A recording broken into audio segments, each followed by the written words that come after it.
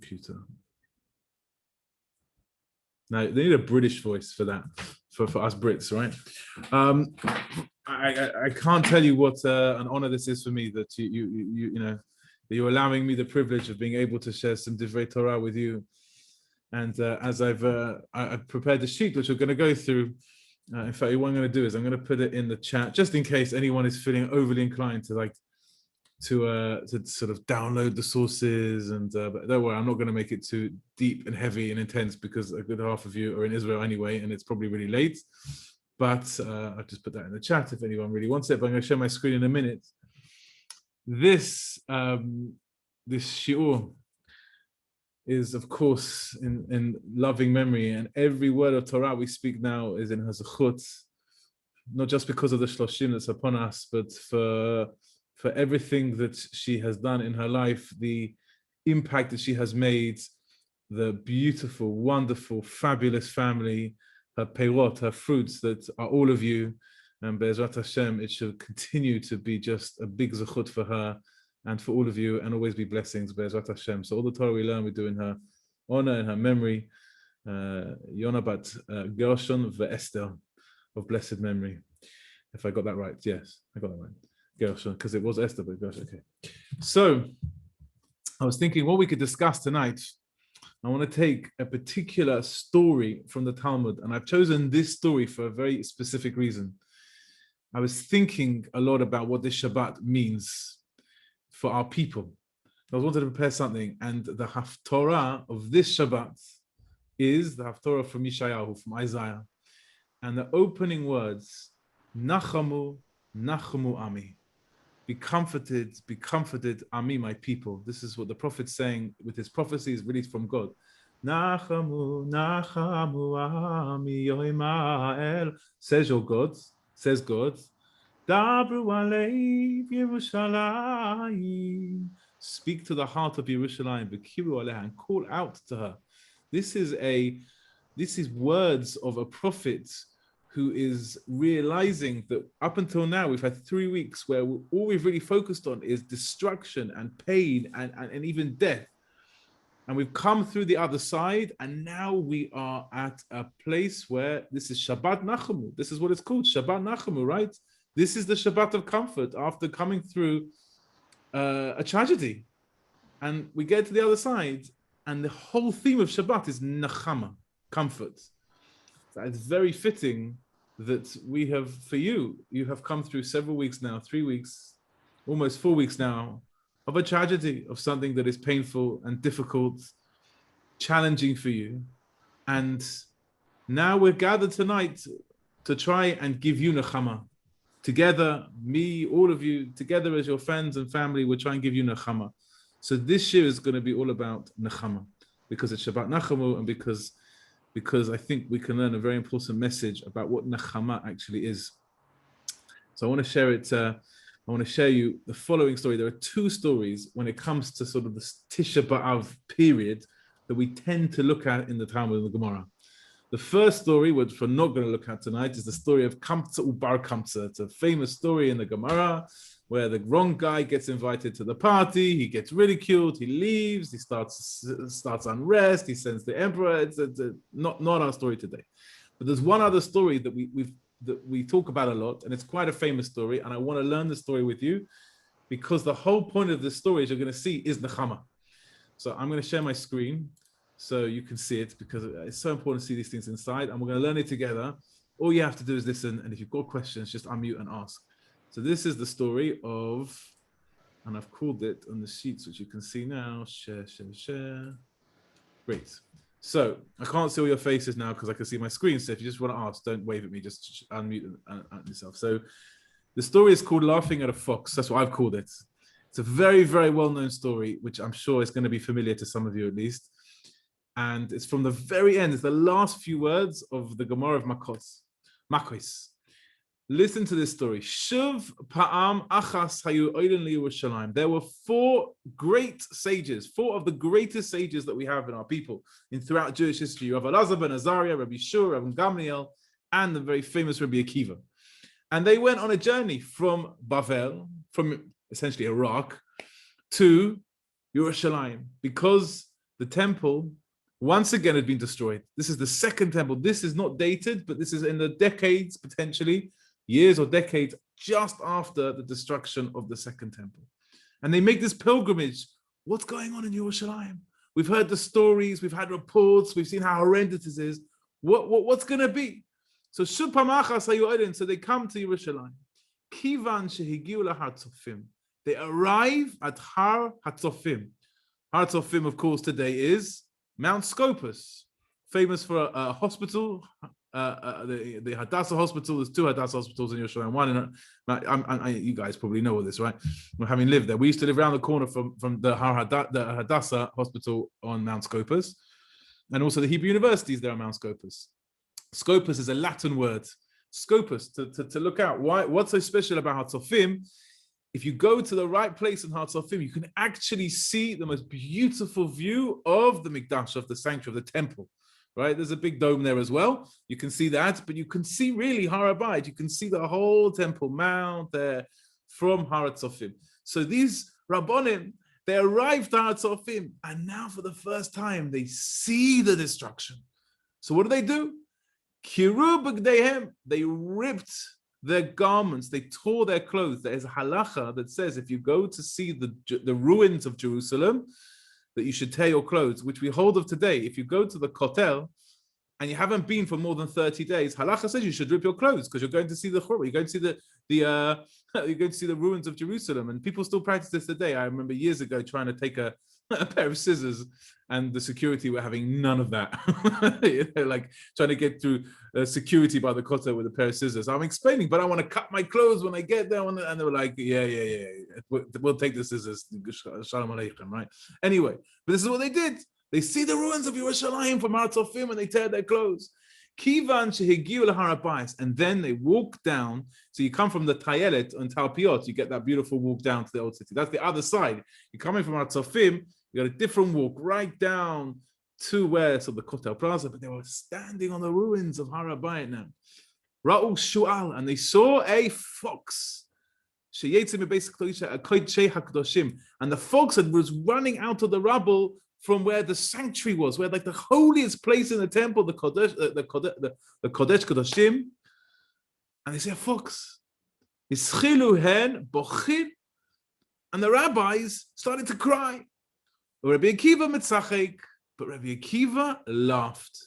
Story, right? It's a famous story in the Talmud.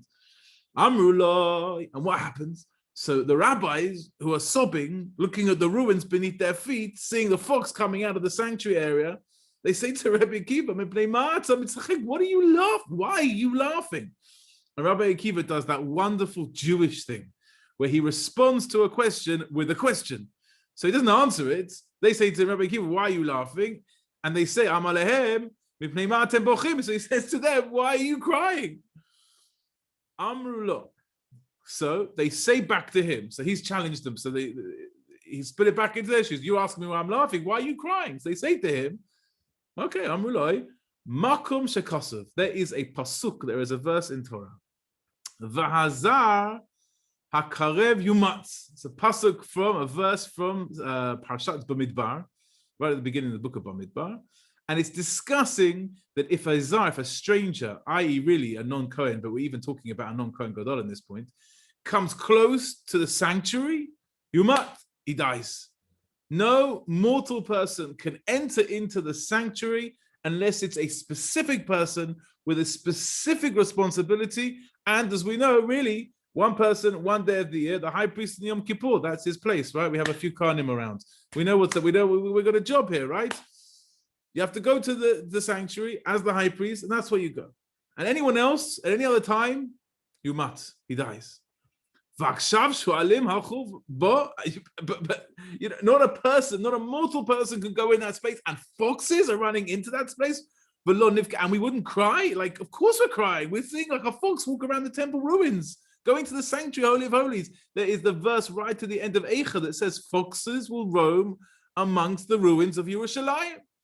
And this is a prophecy now coming true. And they didn't realize that even applied to the sanctuary. Okay, maybe some of the staircases, but the actual Kodesh Kodashim, what's going on? We're in tears. Our heart is pouring out. I just to say a very quick, very, very quick story. I don't know if any of you have been to Poland, to Auschwitz, to the ruins and the rubble, and you go to the crematorium. If any of you have been there, so I used to do a lot. I do a lot of trips. I'm very passionate about going to these places, not because I love the Holocaust particularly, but Jewish history and heritage. It's important to know.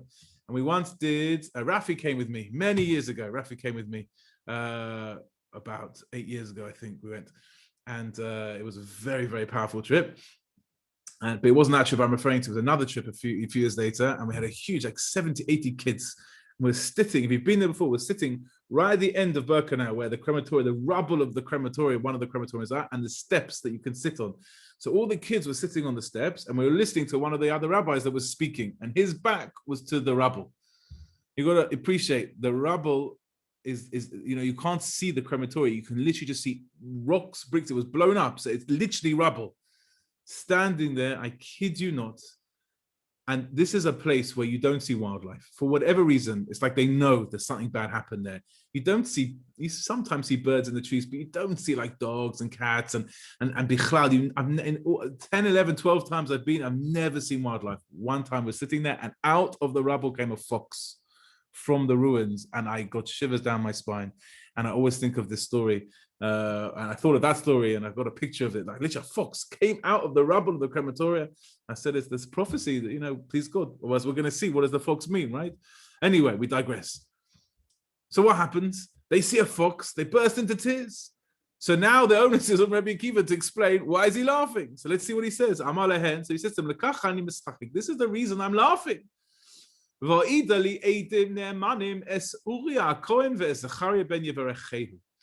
He said he brings a pasuk, a verse from Yeshayahu, from Isaiah, the same book where we get the Haftorah Nachmu from, right? And the verse is talking about two faithful witnesses whose prophecies will be fulfilled. Who are these faithful Eidim, these witnesses? Uriah HaKohen and Zechariah, as in the prophet Zechariah. The Chima Inyan Uriah Etzel Zechariah, but says the Gemara now, or says the rabbis back to Rabbi Akiva. One second. Uriah and Zechariah are in two totally different places in the prophets. One's in Micha, right? Uriah is in the story of Micha, or in the book of Micha, and Zechariah is in his own book. Zechariah, they didn't stand together. They were talking about two different time periods. Why? Uriah b'mikdash Rishon, says the Gemara. Uriah is having a prophecy, which we'll see in a moment, about the first Bet HaMikdash and its destruction. But Zechariah b'mikdash Sheni. Zechariah is speaking years later when already we're rebuilding. So says Rabbi Akiva, Ella, Tala HaKosav Nevuasa Shel Zechariah b'Nevuasa Shel Uriah. Both prophecies of these both great men, these prophets, are connected, and not only connected, they're dependent on each other. What do we mean?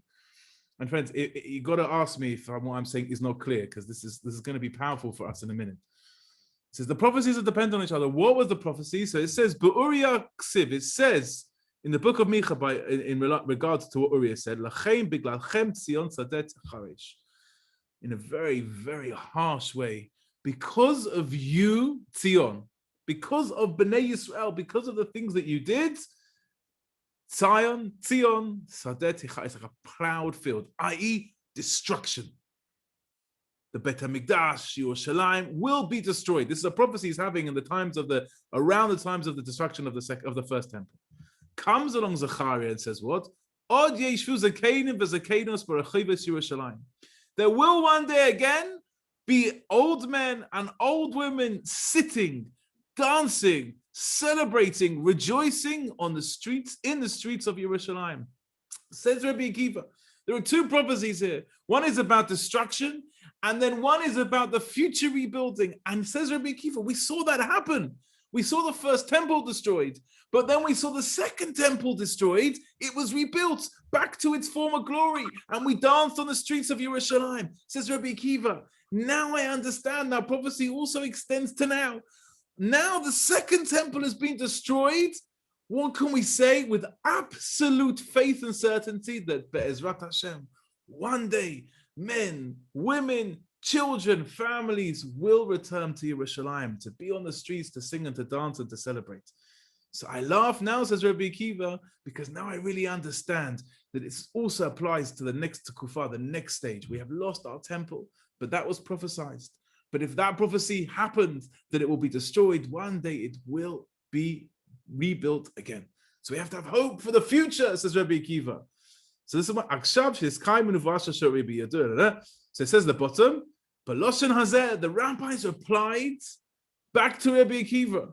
They say to him in this language, Nichamtanu Akiva, Nichamtanu. Akiva, Rabbi Akiva, we are comforted. Odpam, Akiva, Nichamtanu. We are comforted. So we come back to this Nechama. Now we have to ask hundreds. We could do like 3 hour shit. We're not going to, right? I could spend you hours going through that story. That I've got so many questions that I want to ask on that story if we want to go through the details. But it's like 10:34 in Israel, and there's only so much coffee we can drink, right? You've got a long few days ahead. So I'm going to ask one fundamental question, and we understand from this what Nechama really is. We found comfort, said Rabbi Akiva. We found comfort in what you said. Ma ata omer, Akiva, Rabbi Akiva, like with the greatest respect. What are you saying to these people? Here comes these great sages, and they're standing on the ruins of Yerushalayim, and they start crying. You have the chutzpah to ask them, why are you crying? Is it not pashut? Is it not obvious why you're crying? You're standing on the ruins of Yerushalayim. Okay, so he asked. And then they answer with a good answer, and he says, no, I don't understand. Why are you crying? Look. Let me show you why we shouldn't cry, why we should laugh. Because even though it's bad now, in one day in the future, it's going to be good. We have to have hope that in the future, things will be better. So don't cry now. Rabbi Akiva, like, have you missed the point of like what like Tisha B'Av and understanding history is? Davka.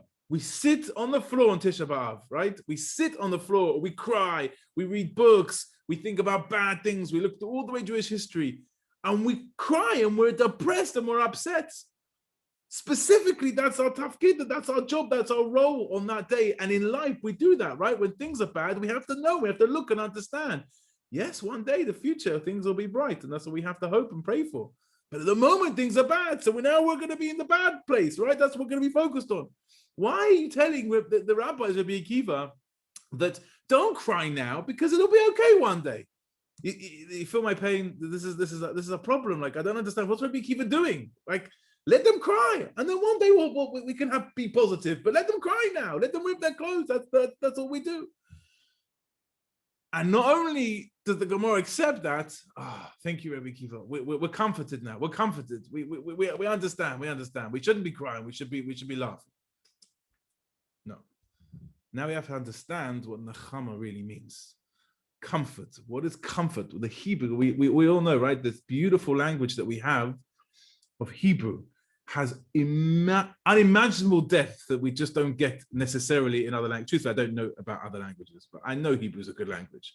I'm going to show you very, very briefly 2 verses that use the word Nechama in totally different ways and will help us understand this story and therefore to really understand what Nechama is. Let me just show you back on the sheets really quickly.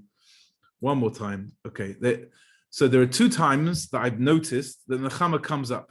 The first story is the story of the sin of the golden calf, right? Remember the Cheta Egel. They're in the desert. They go up to Mount Sinai. They go to stand there. They get the 10 Commandments. Moses goes up for 40 days. They get a bit sidetracked. They get lost. They get deceived, whatever it is. And they build this big golden calf.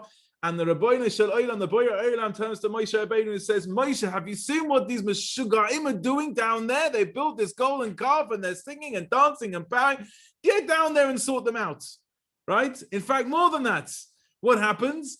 God turns to Moshe and says, you know what? I'm done with them. Let's wipe them all out. This is the new plan, Moshe.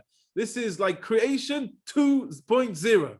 New plan. Let's get rid of them, and you and me, we're going to start up a new world, right? With you, Moshe. I'm paraphrasing the story in Torah, right? This is what we read. So what happens? Moshe, with unbelievable chutzpah, turns to God and says, "Nah, that's not for me, right? Let's do. They're going to do teshuvah. I don't want any piece of that. Take me out your book if that's what you want to do. But you are not wiping out these people. Sort of like you have to go through me first." And what does the pasuk say now in this source, say number 2? V'inachem Hashem al hara'ah. God's, the translation is renounced. God relented his decision to punish them. He changed his mind. What he planned to do to his people, he changed his mind. A paradigm shift. Yeah, literally a totally different frame of mind, a totally different decision. Says God to Moshe and the people, I've changed my mind. So the word nechama can also mean a different perspective, a paradigm shift, a different understanding, so to speak. That's option A. And also, if we look at the last source on the sheet, and then I come back to see your wonderful faces, right? The last source, this is the story of the end, very, very, very end of the book of Bereshit. And Yakov has died, and the Bnei Yaakov, the sons of Yaakov, and the daughters and the whole mishpacha have taken him from Mitzrayim, where they were living now, because of the famine, and they take them back and they bury him in Marataf Machpelah, in the cave of Machpelah. Back, then he goes and he's buried with Leah. And on the way back, so the brothers are now really worried for their life because, you know, it was a pretty bad thing what they did, selling him, pretending he was dead, lying to the father. You know, they kind of gets all brushed under the carpet. And they always felt, and the Pesukim and all the commentators speak about it, that they were so anxious that maybe Yosef was happy to brush it all under the carpet because of their father, while their father was alive, but now he's dead. So they're worried, and they say to Yosef, like, we're worried, like, how are you going to treat us? And what does Yosef say? Now do not fear, says Yosef. Well, I'm going to look after you and your children and your families, don't worry. Otam alibam. He speaks to them in their hearts. He says, V'inachem. Now, he's not offering them comfort. I mean, he could be seen as comfort, but the translation, he says, he reassured, it's probably not a great translation. This is what I've taken off one of these websites. He reconciled with them. When you reconcile something, you kind of have to adjust your thinking somewhat. You have to, it's a kasher, it's difficult, it's challenging, and you have to reconcile. You have to put all the pieces together in a way in which you can be comfortable. And I think this is how we understand the story, and this is how we can understand what nechama is. We say nichum avelim, we come and comfort mourners. What is nechama? Nechama is not just comfort for the sake of comfort. You give someone a big hug, it's a big comfort, right? You bring someone a bowl of soup, or or even learn Torah, whatever. We do all these things, all these pieces of things to offer nechama, offer comfort. But what is true comfort? How do we understand it? What does it mean that God changed his mind? What does it mean that Yosef reconciled with his brothers? What are all these things teaching us? I'm going to plug it back into the story. Says Rabbi Akiva to his rabbis, why are you crying? Why are you crying? And they answer, well, because there's a verse in Torah that says that if this happens, that happens, and woo, we're crying. Says Rabbi Akiva, you going to quote me verses from Torah when you're standing on the ruins of Yerushalayim? I'm also going to quote you verses from Torah. There's this thing that happened. There's this thing happening. He's turning around. How can you quote verses in Torah when your heart should be exploding with pain? When I say to you, Rabbi Akiva says, when I say to you, why are you crying? Tell me, because you are in pain and you are suffering, because you are standing right where for what should be for centuries, our people will be gathering the Kadesh Shem Shemaim to sanctify God in his holy name. And now we can't. That's why you're crying. You're going to quote verses? Could you imagine if I would come to sit Shiva, to see anyone sitting Shiva, and you start quoting verses, but don't be sad now because this, and don't, Torah says this. We don't do that. When we go to see someone to Shiva, we give them a hug, or we say, we love you, we're sorry, what can we do? How can we help? We'll just sit there and say nothing and just be there for someone. It's an emotion, it's a feeling. Don't quote for me passages from Torah at this moment in this time. That's what Rabbi Akiva is saying. If you're going to quote a verse, I'm going to quote a verse. And how do they respond? Akiva, nechamtanu. Akiva, you've taught us. We've changed our perspective on how to really mourn the destruction, how to really feel the pain, how to really understand what's happening. You have comforted us. You have helped us to reconcile. We have changed our perspective. And I think that can start to answer some of the questions about how we really understand that story. But I think in doing so, we can understand what nechama is. When you live life and then you hit a brick wall because of something tragic or difficult, you go through a bereavement as you and your family are all going through right now. We want you to have nechama. Nechama means that we're allowed to grieve. We're allowed to cry. We're allowed to embrace. This is what halacha gives us in the Shiva period, in the Shloshim period, sets out guidelines. Go, be sad. Get together, cry, hug each other, support each other, love each other. Until there's a time in which there's a paradigm shift, there's a perspective, there's understanding, there's being able to reconcile. Often during a tragedy, it takes time. It really takes time to be able to kind of, how do I think about this? How do I feel about this? What is it today? What is it tomorrow? How am I going to move forward? It seems like an ever-ending black hole that I'm falling down. No, nechama. Slow, it takes time, but that is the journey that we're on at the moment. You are on a journey of nechama, how to embrace, unfortunately, the new circumstances, the new normal that you're living. But that's been set out. That's been set out in the system that we have, that in the greatest wisdom that we have a way of being able to express our mourning and express our sadness. So nechama is comfort, but the comfort is the time, the space to be able to reconcile the situation that we are living in. How do we do that? It's not for me to say.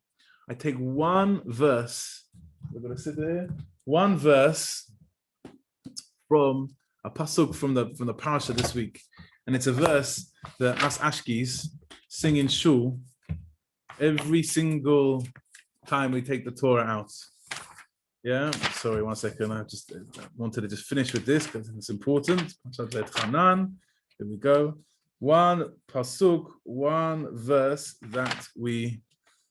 ואתם הדבקים בהשם אלוקיכם חיים כולכם היום. Those of you, ואתם הדבקים בהשם אלוקיכם, those of you that cling to Hashem, חיים כולכם היום, you will have life. Those of you that embrace God, embrace even the challenges that we have, chayum kulchem, you will have life. You will have purpose and meaning and maybe even eventually understanding. And then I could leave the verse there. It finishes with one word, hayom, today. What do you mean today? I want life every day. I want to live till 120, please God. It's a very powerful message that Rav Avraham Twersky says about this pasuk. He says, what's the hayom doing there? What's the day? He said, do you know how hard it is to cleave to God? Do you know how hard it is to follow all the mitzvot and halacha and like, Tati Rachmanis, what do you want from me? Like life's hard. And the pasuk here is acknowledging how hard life is. But hayom, one day at a time. Today is about living today. Yes, I have to have an eye on the future and I have to have goals and ambitions and I have to have a path and a derech and I need to purpose and meaning and it has to be heading somewhere. But living life, hayom, just get through today. I think it's a very powerful message, especially when we're going through something that's difficult and challenging. Hayom, today is today. And that's what the nechama process is. And my hope and blessing for you, because we're doing this b'sechut. You're not Bat Gershon ve'Esther. We're doing all of this in her honor and merit, but I'm dedicating this now to you, her family, that are ensuring that you're taking time to learn together, to support each other, and to pave this path, this difficult, challenging path of nechama. You're doing so together. And please God, with time, you will be only but a comfort to each other. You'll only increase the abundant love that there already is for each other in your wonderful family. And Hashem should always bless all of you for long and healthy lives and many, many, many smachot for you and all the family. Thank you so much, Rabbi. Thank you, Rabbi. Thank you. Thank you so much. Thank you so much. Okay. Thank you. Any questions or you just enough? Rabbi, I have a question for you. Who's speaking? It's David Wise. Wise. And Oh, hi, thank you, David. Rabbi. It's good to hear you all the time. Every time you're insightful, you're inspiring, and you're just fantastic. So I thank thought you had very a question. much. I thought you had a question. I have a question. Is there any rabbinical perspective on the question as to whether there is a connection between nechama and neshama? Probably. Good answer. It seems to me, though, from everything you've said, there's a number of of prospective connections, very profound and very poignant. The one that would probably talk about it is Rav Hirsch. He loves taking droshes and similarities in words and connecting them. Listen, I mean, I could suggest humbly that it's a beautiful question, really very powerful question, that in remembering someone, the neshama is a nechama. Yes, this is Do you know what I have mean? in mind. It is a nechama because when we think about a person at the end of their life and everything they've given, and that's one thing that I think that you Baruch Hashem, my parents are alive and I haven't had to sit through Shiva, but you can all tell me maybe in more detail. But as you go through the Shiva, I remember once, I remember a couple of years ago, I learned a very valuable lesson. A friend of my family, a friend of my mum's really, she lost her mother years ago, and I was away. I didn't manage to call during the Shiva, and I felt bad. I think I was away. I couldn't remember. It was quite a few years ago, 7-8 years ago, and I think the day after she got out from Shiva, I called, and we had a nice chat. A proper Shiva call, a phoning. And she said to me, she found great comfort in the Shiva because the 7 days, so the first 2, 3, 4 days, she hasn't been well for months. It was very difficult at the end. It was very challenging for all of us, and we tried our best to be there and to be of comfort to her and to help her, but it was very difficult. But as the Shiva days went on, we moved from those memories, and like by the end of the Shiva, we were looking really at just her life as a big picture.